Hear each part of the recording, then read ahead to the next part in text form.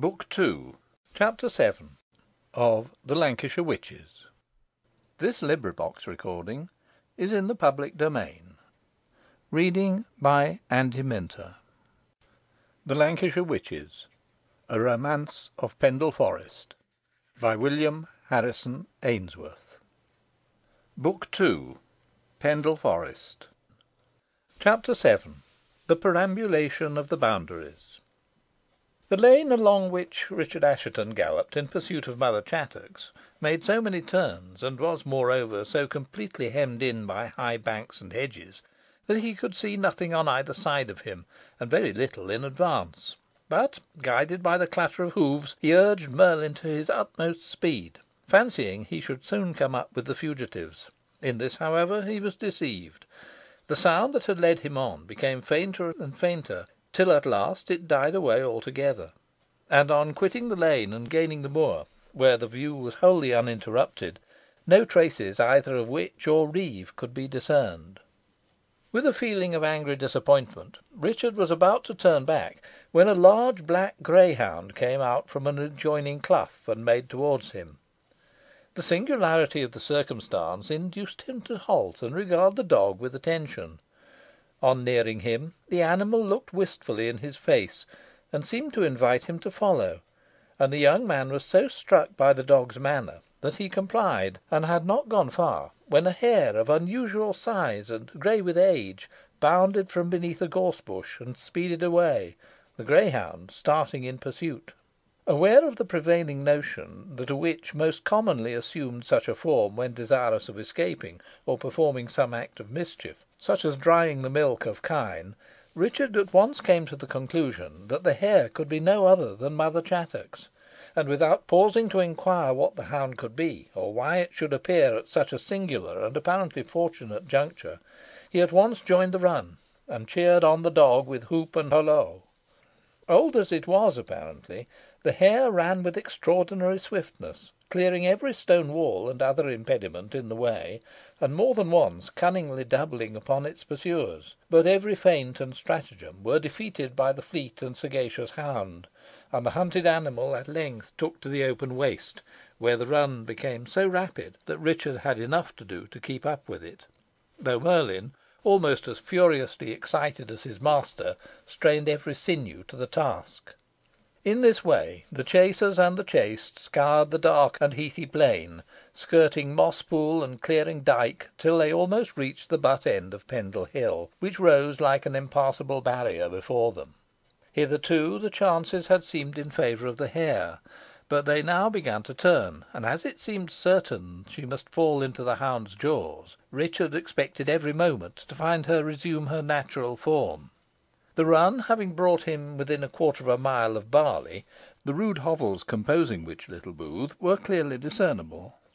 The young man began to think the hag's dwelling must be among them, and that she was hurrying thither as to a place of refuge; but before this could be accomplished, he hoped to effect her capture, and once more cheered on the hound, and plunged his spurs into Merlin's sides. An obstacle, however, occurred which he had not counted on. Directly in the course taken by the hare lay a deep disused limestone quarry, completely screened from view by a fringe of brushwood. When within a few yards of this pit, the hound made a dash at the flying hare, but eluding him, the latter sprang forward, and both went over the edge of the quarry together. Richard had well nigh followed, and in that case would have been inevitably dashed to pieces; but discovering the danger ere it was too late, by a powerful effort which threw Merlin upon his haunches, he pulled him back on the very brink of the pit. The young man shuddered as he gazed into the depths of the quarry, and saw the jagged points and heaps of broken stone that would have received him; but he looked in vain for the old witch, whose mangled body, together with that of the hound, he expected to behold; and he then asked himself whether the chase might not have been a snare set for him by the hag and her familiar, with the intent of luring him to destruction.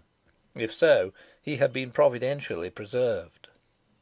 Quitting the pit, his first idea was to proceed to Barley, which was now only a few hundred yards off, to make inquiries respecting Mother Chattox, and ascertain whether she really dwelt there. But on further consideration he judged it best to return without further delay to Goldshaw, lest his friends, ignorant as to what had befallen him, might become alarmed on his account.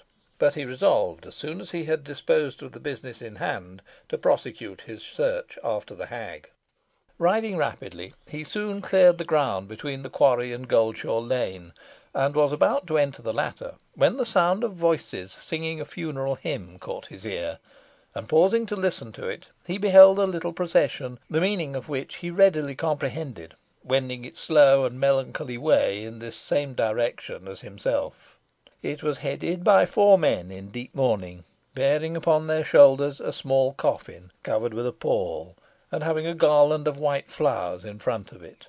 Behind them followed about a dozen young men and maidens, likewise in mourning, walking 2 and 2, with gait and aspect of unfeigned affliction. Many of the women, though merely rustics, seemed to possess considerable personal attraction, but their features were in a great measure concealed by their large white kerchiefs, disposed in the form of hoods. All carried sprigs of rosemary and bunches of flowers in their hands. Plaintive was the hymn they sang, and their voices, though untaught, were sweet and touching, and went to the heart of the listener. Much moved, Richard suffered the funeral procession to precede him along the deep and devious lane, and as it winded beneath the hedges, the sight was inexpressibly affecting. Fastening his horse to a tree at the end of the lane, Richard followed on foot. Notice of the approach of the train having been given in the village, all the inhabitants flocked forth to meet it, and there was scarcely a dry eye among them. Arrived within a short distance of the church, the coffin was met by the minister, attended by the clerk, behind whom came Roger Nowell, Nicholas, and the rest of the company from the hostel. With great difficulty poor Baldwin could be brought to take his place as chief mourner. These arrangements completed, the body of the ill-fated girl was borne into the churchyard, the minister reading the solemn texts appointed for the occasion, and leading the way to the grave, beside which stood the sexton, together with the beadle of Goldshaw and Sparshot. The coffin was then laid on trestles, and amidst profound silence, broken only by the sobs of the mourners, the service was read, and preparation made for lowering the body into the grave. Then it was that poor Baldwin, with a wild, heart-piercing cry, flung himself upon the shell containing all that remained of his lost treasure, and could with difficulty be removed from it by Bess and Sudall, both of whom were in attendance. The bunches of flowers and sprigs of rosemary having been laid upon the coffin by the maidens, amidst loud sobbing and audibly expressed lamentations from the bystanders, it was let down into the grave, and earth thrown over it. Earth to earth, ashes to ashes, dust to dust. The ceremony was over. The mourners betook themselves to the little hostel, and the spectators slowly dispersed.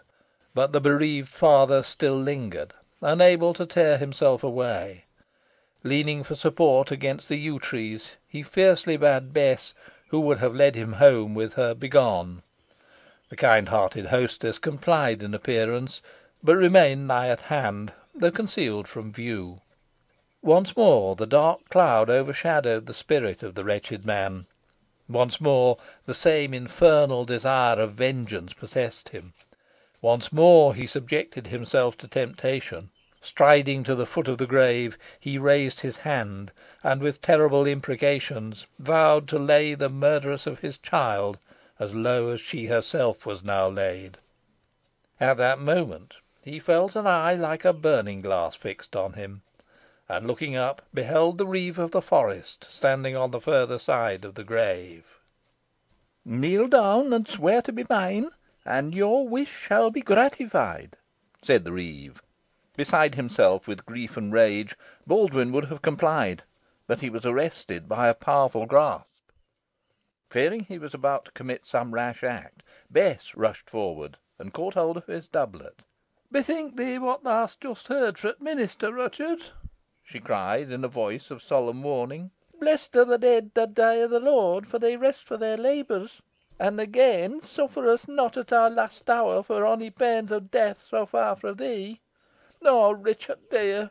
For the love thou hast for that poor child who is now delivered from the burden of flesh, and dwelling in joy and felicity with God and his angels, dunna endanger thy precious soul. Pray that thou mayst depart hence in the Lord, with whom are the souls of the faithful, and Mary's, I trust, among that number. Pray that thy end may be like hers." "Ey conna pray, Bess," replied the miller, striking his breast. "The Lord has turned his face from me." "Because thy heart is hardened, Richard," she replied, "that nourishing both black and wicked thoughts. Cast them off, I adjure thee, and come home with me." Meanwhile the reeve had sprung across the grave. "Thy answer at once," he said, grasping the miller's arm, and breathing the words in his ears. "Vengeance is in thy power. A word, and it is thine." The miller groaned bitterly. He was sorely tempted. "What's that mon saying to thee, Richard?" inquired Bess. "Oh, dunna ask, but take me away," he answered. "I'm lost else." "Let him lay a finger on you, if he dare," said Bess, sturdily. "Leave him alone. You dunna who he is," whispered the miller. "Ey can partly guess," she rejoined, "boh ey care nother for mon nor deil when ey'm acting reetly. Come along wi' me, Ruchot." "Fool!" cried the reeve, in the same low tone as before. "You will lose your revenge, but you will not escape me." And he turned away, while Bess almost carried the trembling and enfeebled miller towards the hostel. Roger Nowell and his friends had only waited the conclusion of the funeral to set forth, and their horses being in readiness, they mounted them on leaving the churchyard, and rode slowly along the lane leading towards Rough Lee. The melancholy scene they had witnessed, and the afflicting circumstances connected with it, had painfully affected the party, and little conversation occurred until they were overtaken by Parson Holden, who, having been made acquainted with their errand by Nicholas, was desirous of accompanying them. Soon after this, also, the reeve of the forest joined them, and on seeing him, Richard sternly demanded why he had aided Mother Chattox in her flight from the churchyard, and what had become of her. "You are entirely mistaken, sir," replied the reeve, with affected astonishment. "I have seen nothing whatever of the old hag, and would rather lend a hand in her capture than abet her flight. I hold all witches in abhorrence, and Mother Chattox especially so." "Your horse looks fresh enough, certainly," said Richard, somewhat shaken in his suspicions. "Where have you been during our stay at Goldshaw? You did not put up at the hostel." "I went to Farmer Johnson's," replied the reeve, "and you will find upon inquiry that my horse has not been out of his stables for the last hour. I myself have been loitering about Bess's grange and farmyard, as your grooms will testify, for they have seen me." "Humph!" exclaimed Richard. "I suppose I must credit assertions made with such confidence, but I could have sworn I saw you ride off with the hag behind you." "I hope I shall never be caught in such bad company, sir," replied the reeve, with a laugh. "If I ride off with any one, it shall not be with an old witch, depend upon it." Though by no means satisfied with the explanation, Richard was forced to be content with it, but he thought he would address a few more questions to the reeve. "Have you any knowledge," he said, "when the boundaries of Pendle Forest were first settled and appointed?" "The first perambulation was made by Henry de Lacy about the middle of the 12th century," replied the reeve. "Pendle Forest, you may be aware, sir, is one of the 4 divisions of the great Forest of Blackburnshire, of which the Lacys were lords, the 3 other divisions being Accrington, Trawden, and Rossendale, and it comprehends an extent of about 25 miles, part of which you have traversed to day. At a later period, namely in 1311, after the death of another Henry de Lacy, Earl of Lincoln, the last of his line, and one of the bravest of Edward the First's barons, an inquisition was held in the forest, and it was subdivided into 11 vekeries, one of which is the place to which you are bound, Rough Lee." "The learned Sir Edward Coke defined a vacary to signify a dairy," observed Potts. "Here it means the farm and land as well," replied the reeve; "and the word booth, which is in general use in this district, signifies the mansion erected upon such vacary. Mistress Nutter's residence, for instance, being nothing more than the booth of Rough Lee." while a laund, another local term, is a park enclosed within the forest for the preservation of the deer, and the convenience of the chase, and of such enclosures we have two, namely, the old and new laund. By a commission in the reign of Henry VII., these vaccaries, originally granted only to tenants at will, were converted into copyholds of inheritance. But, and here is a legal point for your consideration, Master Potts, as it seems very questionable where the titles obtained under letters patent are secure, and not unreasonable fears are entertained by the holders of lands, lest they should be seized and appropriated by the crown."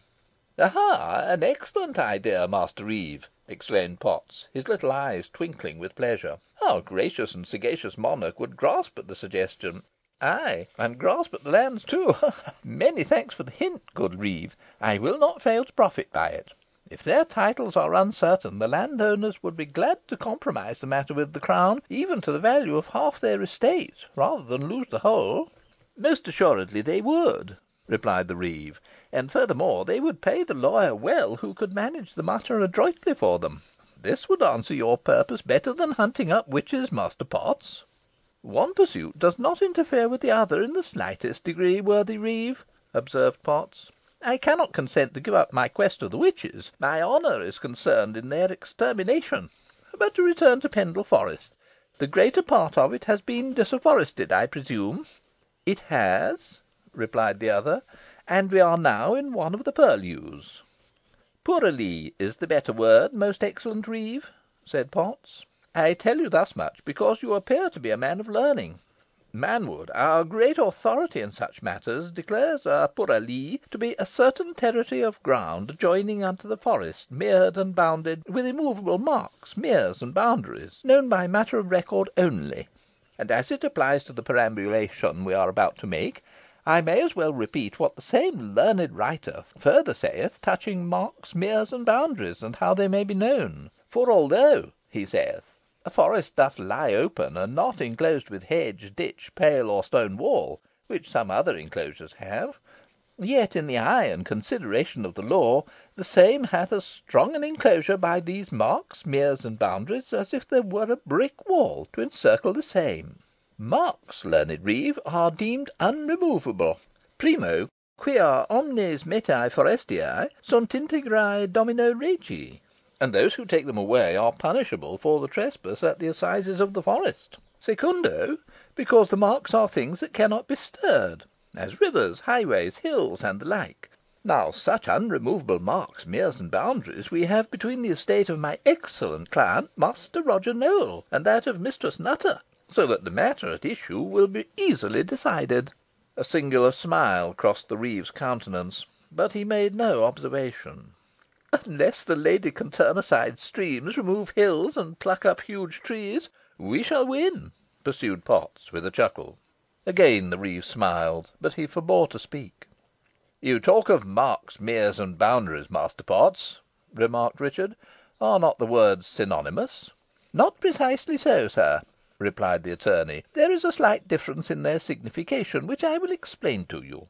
The words of the statute are metas, meras, et bundas. Now, meta, or mark, is an object rising from the ground, as a church, a wall, or a tree. Mera, or mere, is the space or interval between the forest and the land adjoining, whereupon the mark may chance to stand. And burda is the boundary lying on a level with the forest, as a river, a highway, a pool, or a bog." "I comprehend the distinction," replied Richard. "And now, as we are on the subject," he added to the reeve, "I would gladly know the precise nature of your office."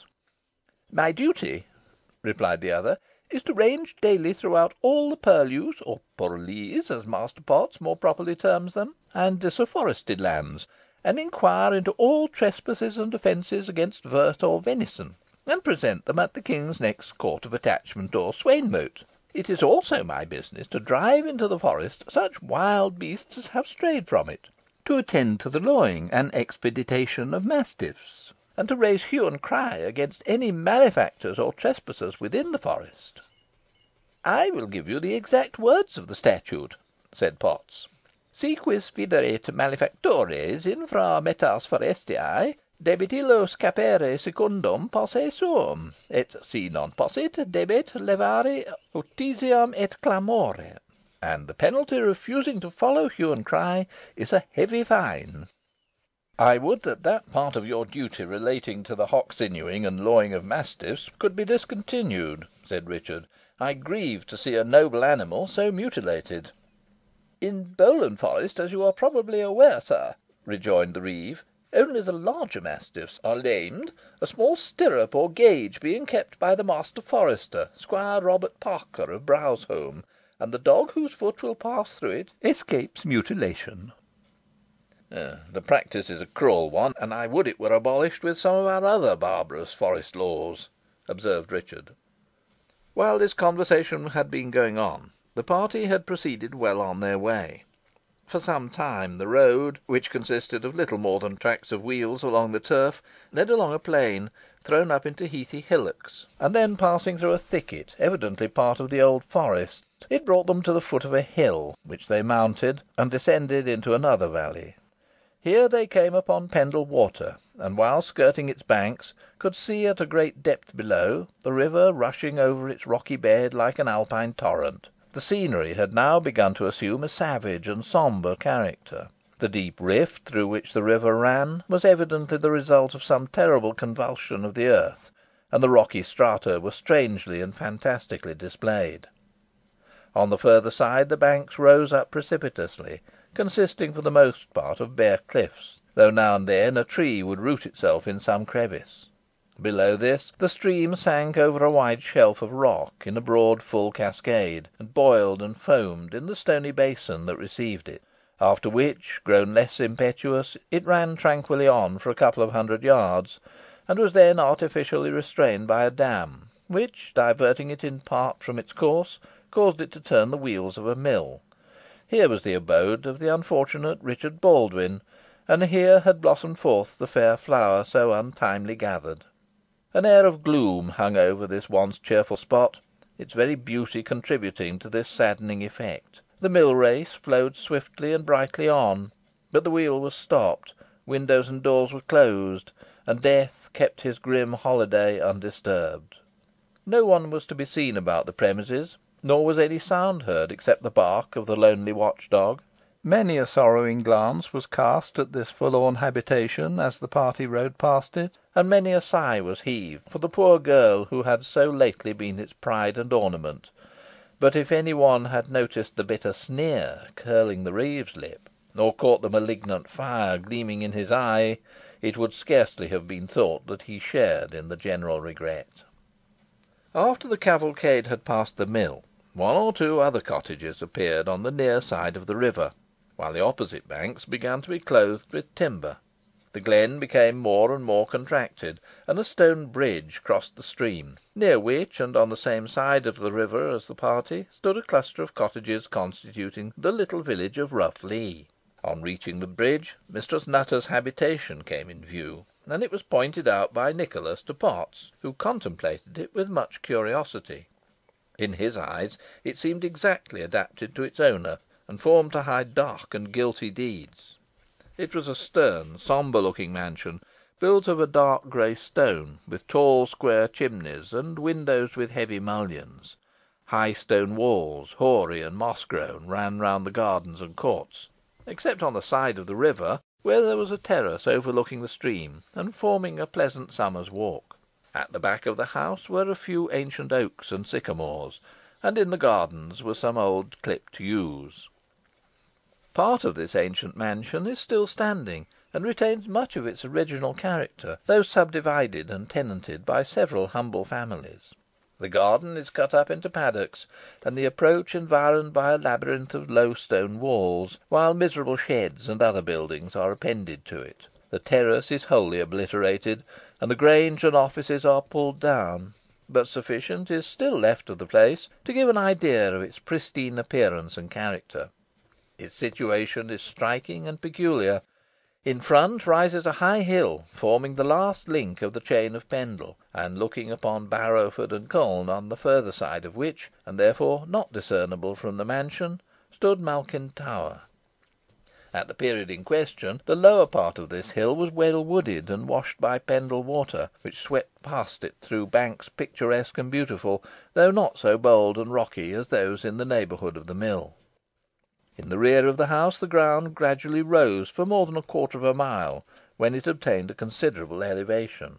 Following the course of the stream, and looking down the gorge, another hill appeared, so that the house was completely shut in by mountainous acclivities.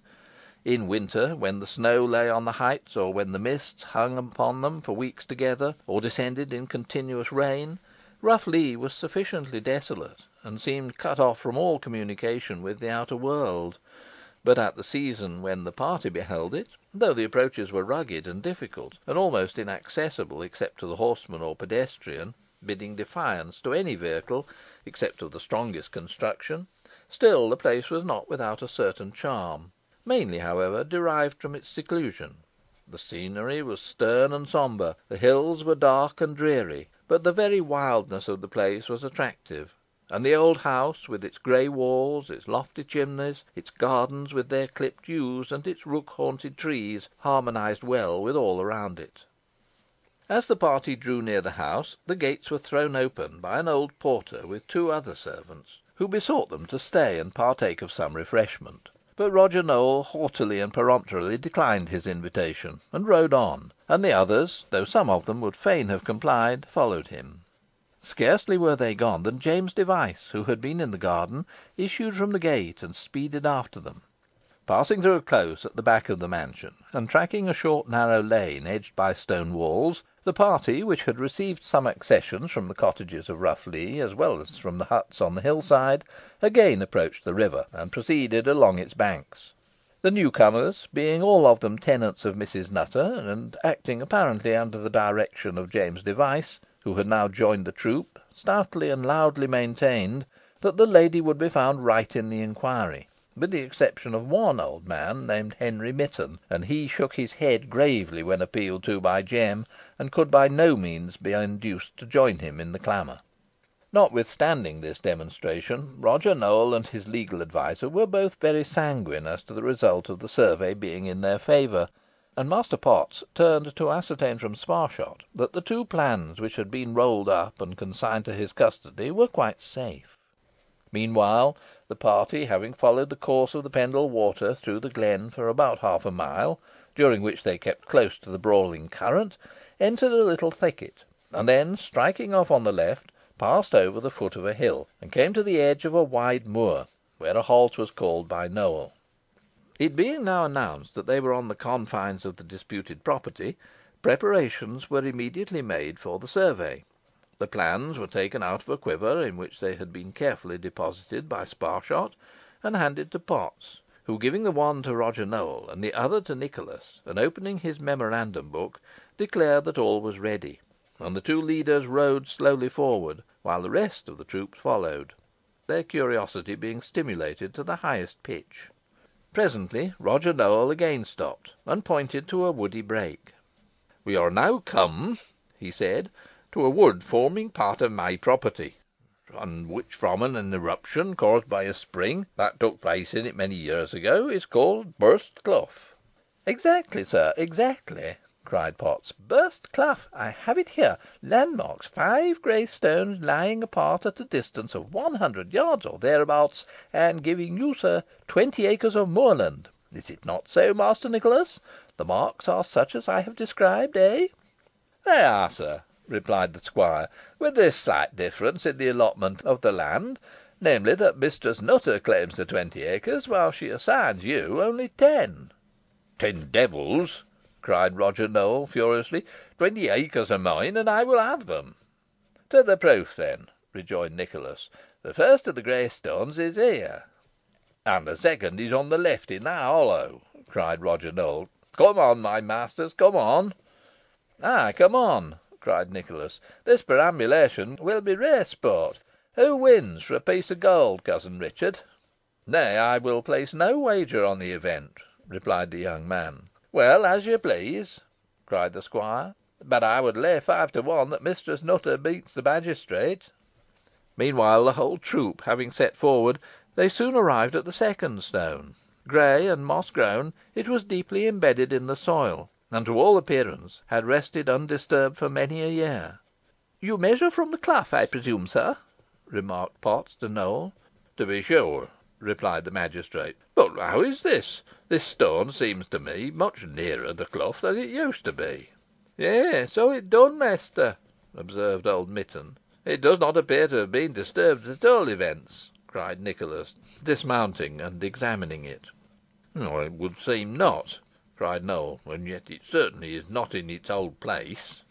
"Yo are mistaken, mester," observed Jem Device. "Ey know t' land well, and this stone has stood where it does for t' last 20 year. Han't it, neighbours?"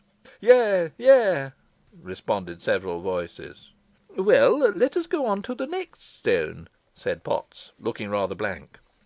Accordingly they went forward, the hinds exchanging significant looks, and Roger Nowell and Nicholas carefully examining their respective maps. "These landmarks exactly tally with my plan," said the squire, as they arrived at the third stone. "But not with mine," said Nowell. "This stone ought to be 200 yards to the right. Some trickery has been practised." "Impossible!" exclaimed the squire. "These ponderous stones could never have been moved. Besides, there are several persons here who know every inch of the ground, and will give you their unbiassed testimony. What say you, my men? Are these the old boundary stones?" All answered in the affirmative, except old Mitton, who still raised a dissenting voice. "They be t' old boundary marks, sure enough," he said, "but they're nah in their owd places." "It is quite clear that the 20 acres belong to Mistress Nutter," observed Nicholas, "and that you must content yourself with 10, Master Nowell. Make an entry to that effect, Master Potts, unless you will have the ground measured." "No, it is needless," replied the magistrate, sharply. "Let us go on." During this survey, some of the features of the country appeared changed to the rustics, but how, or in what way, they could not precisely tell, and they were easily induced by James Device to give their testimony in Mistress Nutter's favour. A small rivulet was now reached, and another halt being called upon its sedgy banks, the plans were again consulted. "What have we here, Master Potts, marks or boundaries?" inquired Richard, with a smile. "Both," replied Potts, angrily. "This rivulet, which I take to be Moss Brook, is a boundary, and that sheepfold and the two posts standing in a line with it are marks. But hold, how is this?" he cried, regarding the plan in dismay. "The 5 acres of waste land should be on the left of the brook." "It would doubtless suit Master Nowell better if it were so," said Nicholas; "but as they chance to be on the right, they belong to Mistress Nutter. I merely speak from the plan." "Your plan is naught, sir," cried Nowell, furiously. "By what foul practice these changes have been wrought, I pretend not to say, though I can give a good guess; but the audacious witch who has thus deluded me shall bitterly rue it." "Hold, Master Nowell," replied Nicholas. "I can make great allowance for your anger, which is natural considering your disappointment, but I will not permit such unwarrantable insinuations to be thrown out against Mistress Nutter. You agreed to abide by Sir Ralph Assheton's award, and you must not complain if it is made against you. Do you imagine that this stream could have changed its course in a single night, or that yon sheepfold has been removed to the further side of it?" "I do," replied Nowell. "And so do I," cried Potts. "It has been accomplished by the aid of " but feeling himself checked by a glance from the reeve, he stammered out, "of Mother Demdike." "You declared just now that marks, meres, and boundaries were unremovable, Master Potts," said the reeve, with a sneer. "You have altered your opinion." The crestfallen attorney was dumb. "Master Richard Nowell must find some better plea than the imputation of witchcraft to set aside Mistress Nutter's claim," observed Richard. "Yeigh, that he mun," cried James Device, and the hinds who supported him. The magistrate bit his lip with vexation. "There is witchcraft in it, I repeat," he said. "Yeigh, that there be," responded old Mitton. But the words were scarcely uttered when he was felled to the ground by the bludgeon of James Device. "Ey'd serve thee i' the same way for 2 pins," said Jem, regarding Potts with a savage look. "No violence, Jem," cried Nicholas, authoritatively. "You do harm to the cause you would serve by your outrageous conduct. Beg pardon, squire, but I winna hear lies told about Mistress Nutter." "No one shall speak ill on her here," cried the hinds.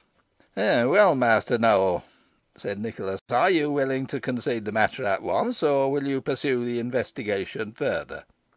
"I will ascertain the extent of the mischief done to me before I stop," rejoined the magistrate, angrily. "Forward, then," cried Nicholas. "Our course now lies along this footpath, with a croft on the left and an old barn on the right. Here the plans correspond, I believe, Master Potts." The attorney yielded a reluctant assent. "There's a small spring and trough by the right, and we come to a limestone quarry, then by a plantation called Cat Gallows Wood, so named because some troublesome mouser has been hanged there, I suppose, and next by a deep moss pit called Swallow Hole. All right, eh, Master Potts? We shall now enter upon Worston Moor, and come to the hut occupied by Jem Device, who can, it is presumed, speak positively as to its situation." "Very true," cried Potts, as if struck by an idea. "Let the rascal step forward. I wish to put a few questions to him regarding his tenement. I think I shall catch him now," he added, in a low tone, to Nowell. "Here I be," cried Jem, stepping up with an insolent and defying look. "What do you want with me?" "First of all, I would caution you to speak the truth," commenced Potts, impressively, "as I shall take down your answers in my memorandum book, and they will be produced against you hereafter." "If he utters a falsehood, I will commit him," said Roger Nowell, sharply. "Speak civilly, and I will give you a civil answer," rejoined Jem, in a surly tone; "but I am not to be browbeaten." "First, then, is your hut in sight?" "No," replied Jem. "But you can point out its situation, I suppose?" pursued the attorney. "Certainly I con," replied Jem, without heeding a significant glance cast at him by the reeve. "It stands beyond yon clough at t' side o' t' moor, wi' a rindle i' front." "Now mind what you say, sirrah," cried Potts. "You are quite sure that the hut is behind the clough, and the rindle, which, being interpreted from your base vernacular, I believe means a gutter, in front of it?" The reeve coughed slightly, but failed to attract Jem's attention, who replied quickly that he was quite sure of the circumstances. "Very well," said Potts. "You have all heard the answer. He is quite sure as to what he states. Now, then, I suppose you can tell whether the hut looks to the north or the south, whether the door opens to the moor or to the clough, and whether there is a path leading from it to a spot called Hook Cliff?" At this moment Jem caught the eye of the reeve, and the look given him by the latter completely puzzled him. "I dunna reetly recollect which way it looks," he answered. "What, you prevaricating rascal! Do you pretend to say you do not know which way your own dwelling stands?" thundered Roger Nowell. "Speak out, sirrah, or Sparshot shall take you into custody at once." "I am ready, your worship," replied the beadle. "Well, then," said Jem, imperfectly comprehending the signs made to him by the reeve, "the hut looks neither to the south nor to the north, but to the west. It faces the moor, and there is a path through it to Hook Cliff." As he finished speaking, he saw from the reeve's angry gestures that he had made a mistake, but it was now too late to recall his words. However, he determined to make an effort. "Now I bethink me, I'm not sure that I'm right," he said. "You must be sure, sirrah," said Roger Nowell, bending his awful brows upon him. "You cannot be mistaken as to your own dwelling. Take down his description, Master Potts, and proceed with your interrogatories, if you have any more to put to him." "I wish to ask him whether he has been at home to day," said Potts. "Answer, fellow!" thundered the magistrate. Before replying, Jem would fain have consulted the reeve, but the latter had turned away in displeasure. Not knowing whether a lie would serve his turn, and fearing he might be contradicted by some of the bystanders, he said he had not been at home for 2 days, but had returned the night before at a late hour from Whalley, and had slept at Rough Lee. "Then you cannot tell what changes may have taken place in your dwelling during your absence?" said Potts. "Of course not," replied Jem; "boh ey dunna see how any changes can ha' happened in so short a time." "But I do, if you do not, sirrah," said Potts. be pleased to give me your plan, Master Nowell? I have a further question to ask him," he added, after consulting it for a moment. "I will answer no more," replied Jem, gruffly. "You will answer whatever questions Master Potts may put to you, or you are taken into custody," said the magistrate, sternly. Jem would have willingly beaten a retreat, but being surrounded by the two grooms and Sparshot, who only wanted a sign from Nowell to secure him, or knock him down if he attempted to fly, he gave a surly intimation that he was ready to speak. "You are aware that a dyke intersects the heath before us, namely Worston Moor?" said Potts. Jem nodded his head. "I must request particular attention to your plan as I proceed, Master Nicholas," pursued the attorney. "I now wish to be informed by you, James Device, whether that dyke cuts through the middle of the moor, or traverses the side, and, if so, which side. I desire also to be informed where it commences and where it ends." Jem scratched his head, and reflected for a moment. "The matter does not require consideration, sirrah," cried Nowell, "or you must have an instant answer." "So you shan," replied Jem. "Well, then, Dyke begins near a little mound called Turn Head, about 100 yards from our dwelling, and runs across the easterly side of the moor till it reaches Knowle Bottom." "You will swear this?" cried Potts, scarcely able to conceal his satisfaction. "Swear it, ay," replied Jem. "Ay, we'll all swear it," chorused the hinds. "I am delighted to hear it," cried Potts, radiant with delight, "for your description corresponds exactly with Master Nowell's plan, and differs materially from that of Mistress Nutter, as Squire Nicholas Assheton will tell you." "I cannot deny it," replied Nicholas, in some confusion. "I should have said westerly instead of easterly," cried Jem; "but yo puzzle a man so wi' your lawyerly questions, that he dunna know his reet hond fro his left."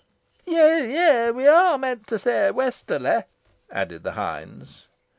"You have sworn to the contrary," cried Nowell. "Secure him," he added to the grooms and Sparshot, "and do not let him go till we have completed the survey. We will now see how far the reality corresponds with the description, and what further devilish tricks have been played with the property." Upon this the troop was again put in motion, James Device walking between the two grooms, with Sparshot behind him.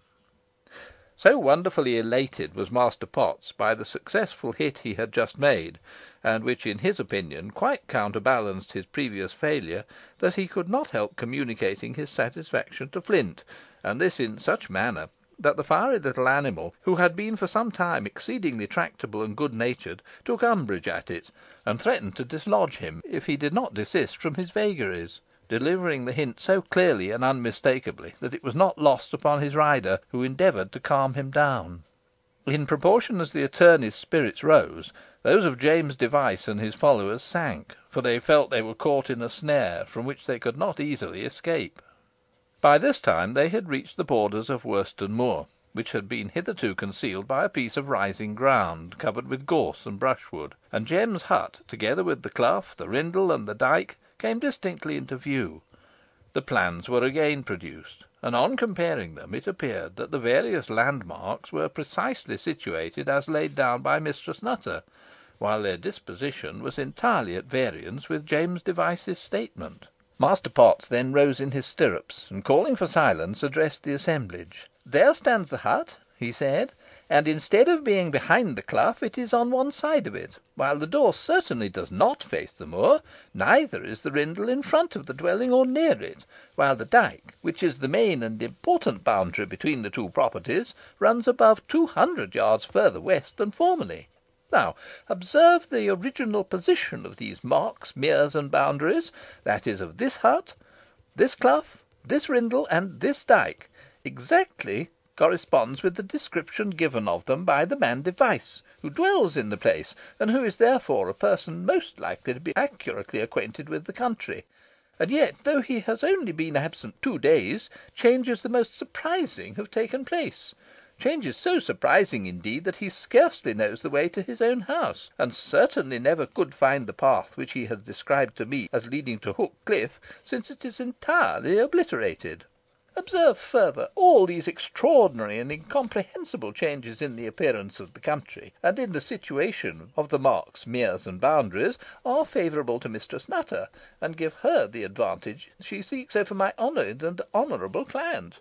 They are set down in Mistress Nutter's plan, it is true, but when, let me ask you, was that plan prepared? In my opinion, it was prepared first, and the changes in the land made after it, by diabolical fraud and contrivance. I am sorry to have to declare this to you, Master Nicholas, and to you, Master Richard, but such is my firm conviction."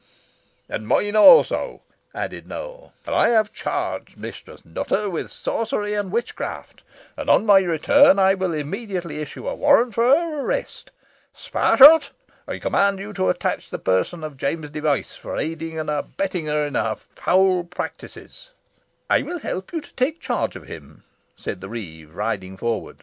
Probably this was done to give Jem a chance of escape, and if so, it was successful, for as the reeve pushed among his captors, and thrust Sparshot aside, the ruffian broke from them, and running with great swiftness across the moor, plunged into the clough and disappeared. Nicholas and Richard instantly gave chase, as did Master Potts, but the fugitive led them over the treacherous bog in such a manner as to baffle all pursuit.